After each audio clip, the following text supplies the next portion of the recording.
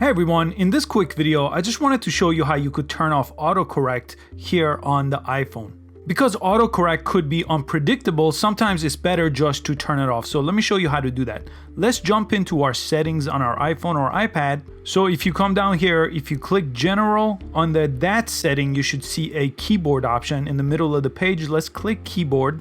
And under Keyboard, you should see all keyboards in the middle of the page, auto-cap, auto-correction, smart punctuation, shortcuts. You could turn all these off. Autocorrection is how you turn off the autocorrect, and down here, predictive, that is what is guessing the word that you're typing out as you type it, so you could turn that on or off. I usually have autocorrection and predictive off, so I don't get unpredictable text. So now if I go back to my text and if I erase this and I type in autocorrect, it's not giving me any suggestions, and if I misspell it, it stays misspelled. So this could be beneficial, or it could be a problem if you do a lot of misspelling. So it's up to you if you want to turn that off or on.